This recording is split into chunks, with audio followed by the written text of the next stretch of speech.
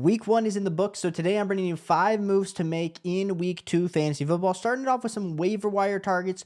Player number 1 is going to be Dylan Sampson for the Cleveland Browns.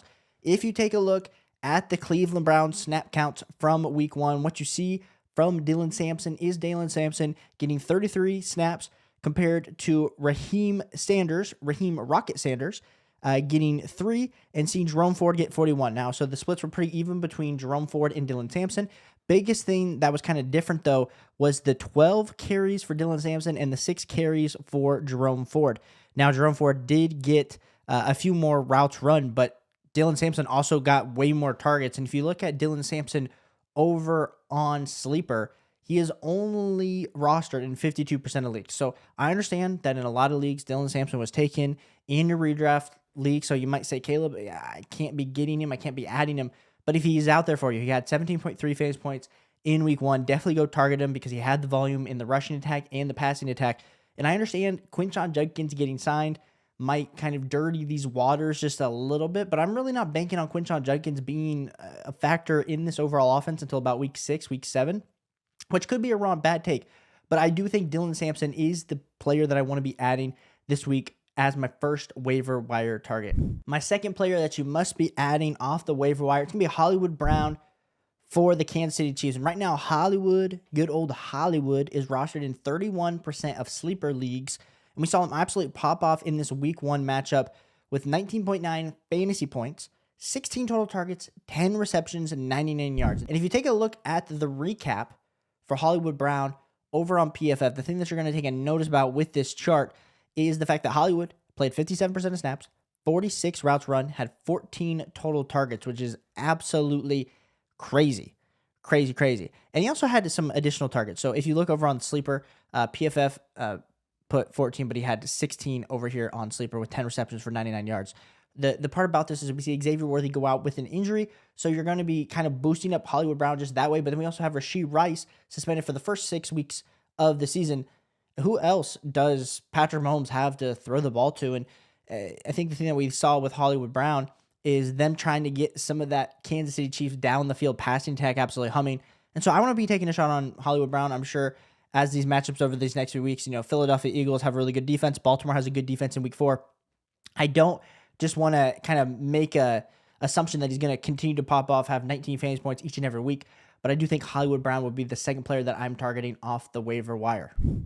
My third player I would be trying to add off the waiver wire in Week 2 of fantasy football, it's going to be Trey Benson for the Arizona Cardinals. And James Conner was still the face of that backfield with 43 snaps compared to Trey Benson's 22. We saw Trey Benson run 11 routes. We saw James Conner run 23. 4 targets to James Conner, only 1 to Trey Benson, with 12 carries to James Conner and 8 carries to Trey Benson. But the part about Trey Benson that I do want to add into this is that James Conner would have probably had a terrible day. People would be looking at James Conner just a little bit differently if he didn't score that ultimate level touchdown, which put him at 14 fantasy points on the day. Whereas if we look at Trey Benson, he put up 8.5 fantasy points. He had 8 attempts for 69 yards. Like we said, had that 1 reception for 6 yards.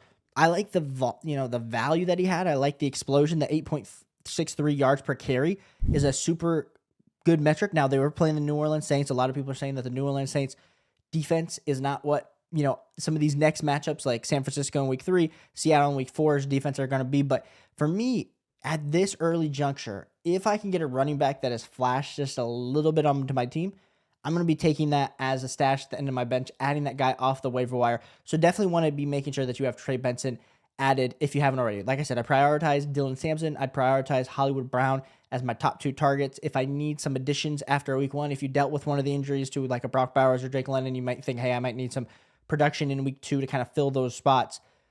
I think Trey Benson, though, if you need some running back help, definitely could be somebody. I don't know if I'm going to be starting him in Week 2 versus Carolina, but I think the value, you have to pick him up now. Otherwise, there's a good shot that he gets added this week. Now, before we get into my number 4 and number 5 moves to make, I did actually add in a bonus move this last week. I actually added a son to the world. JT, John Thomas Nemi, got added, so officially became a dad. So apologies for not putting out a video on Saturday, but the routine, the videos are here to come. So appreciate you guys for your patience. But let's talk through some trade targets. My number 4 trade target move to make it is going to be A.J. Brown for the Philadelphia Eagles. And yes, if you are an A.J. Brown owner that you drafted him in the middle part of the second round, you're going to say to me, Caleb, absolutely atrocious. 1.8 fantasy points. Had an 87% snap share, only got one target for that one catch for 8 yards. And if you were on Twitter, you've probably seen some other people making fantasy football content saying, hey, things aren't looking good for A.J. Brown. They're just going to rely on the run.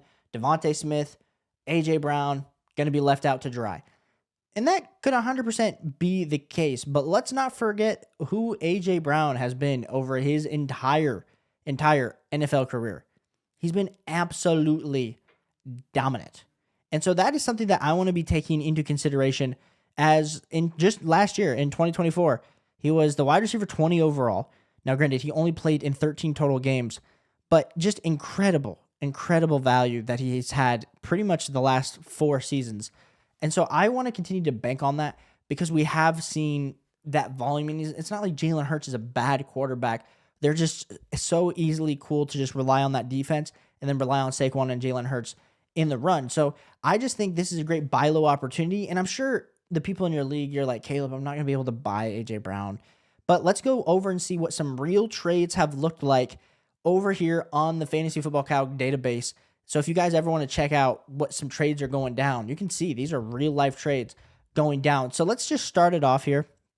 Someone traded Najee Harris and Josh Downs for A.J. Brown. And this literally just happened. I'm recording this on Monday. It's coming out on Tuesday. So this literally just happened on Monday. Boom. That just happened. Stephon Diggs, Joe Mixon for A.J. Brown.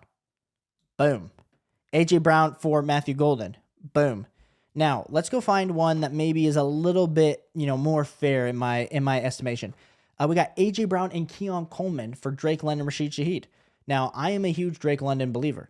But after seeing what we just saw, if you think A.J. Brown and Drake London are close and you prefer maybe Keon Coleman and that ultimate level upside that he has with Josh Allen over Rashid Shaheed, that'd be like an interesting move to kind of pivot into an A.J. Brown. So I like A.J. Brown as an absolute great buy low right now. I don't know if you're going to be like fully able to buy him low, but definitely want to take into consideration that he would be my trade target that I would 100% be going for and is my 4th move to make. My 5th move to make, and it's going to be another trade target, is going to be Jacory Croskey-Merritt for the Washington Commanders. And if you were one of those where you saw good old Bill get put as the 4th running back on the depth chart, if you saw Trevion Henderson get put as the 3rd running back on the depth chart, if you saw RJ Harvey get banished to the bottom of the depth chart, and all of a sudden you're saying to yourself, hey, I'm regretting drafting these guys. Hey, good news. Those, unofficial depth charts, it was just kind of all a hoax because we saw Bill in week 1 versus the Giants come out and put up a 33% snap share. So that's the part that I definitely want to hit on. It wasn't great, but he still had 10 attempts for 82 yards, 8.2 yards per carry, and 1 total touchdown. Goodness gracious, ladies and gentlemen. Bill came to play. And of course, when we saw Chris Rodriguez out for the game, a lot of people just assumed that it was going to be the Bill show, but you still had Austin Eckler in that backfield. And so, like I said, I didn't want to take it into we're discounting Austin Eckler. But I think if you kind of take a look at good old Bill, you had to feel good enough going into this thing that he was going to get enough run. And so I think a lot of people did not start him, and that's valid. That's valid. But if you take a look at his overall snaps, he had 23 snaps. Jeremy McNichols had 13. And then Austin Eckler, he was still the predominant kind of back in this thing, had 20 routes, 3 targets, but only 6 carries compared to Jacory Croskey-Merritt had 10.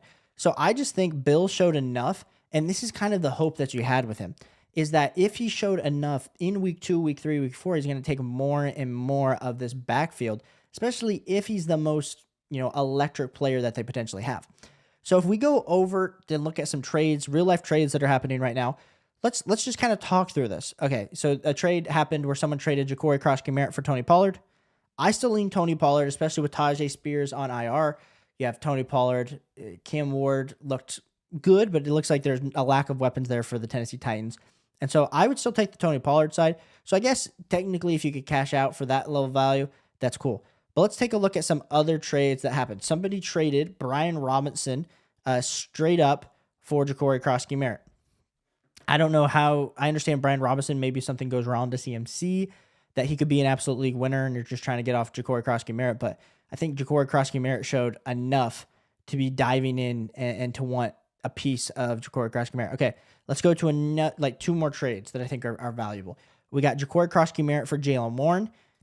We got Jacory Croskey-Merritt for Xavier Legette. And Xavier Legette, like we said, we saw Bryce Young definitely struggle in week 1. Almost feels like he regressed a little bit, but we'll have to see. I just think the value right now hasn't gotten to the point of people are looking at Jacory Croskey-Merritt as a top 24 running back rest of the season. And I really think you have to start looking at him that way, especially when you consider the fact that the Washington Commanders' overall offense, you got Jaden Daniels, Deebo Samuel, Terry McLaurin, Ben Sinnott, Zach Ertz. Like, that's going to be enough to get the job done on most weeks. They traded away Brian Robinson for a reason. They thought, hey, let's get a 6th-round pick. We got some running backs that we like. I think Jacory Croskey-Merritt was the reason they felt very comfortable to trade away Brian Robinson before the season. And I want to lean into Jacory Croskey-Merritt. If we look at these next few weeks, Green Bay, Las Vegas, Atlanta, Chargers, Chicago, like I would say that it's not the hardest schedule defensively that we've seen from and some of these other running backs that are out there on the market. So give me some Jacory Croskey-Merritt. Right now he's the RB16 after 1 week. Definitely feel a little bit more confident starting him in that RB2 spot. And I think if you need some running back help, definitely go take a look into Jacory Croskey-Merritt. But if you like fantasy football, hit that like, hit that subscribe button. We are on the way to 2,000 subscribers here on the 4for4 Fantasy Football YouTube channel, as well as go check out 4for4.com, where if you use promo code YouTube, it'll get you 25% off any plan. Actually, this week I was debating starting Nick Chubb versus Travis Etienne in a league. I had my rankings. I had them super close. Actually went into the 4for4 website, used the start sit tool, and was able to actually get told, hey, start Travis Etienne this week. I felt like, hey, got the word from Adam Schefter that Nick Chubb's going to be the predominant bell cow. I went with the 4for4 tool, did not let me down. Travis Etienne all the way helped me out in week 1 fantasy football. So like I said, go check that out. Hit that like and subscribe button, and we'll catch you on a video tomorrow with Addison coming with some trades. Talk to you guys soon.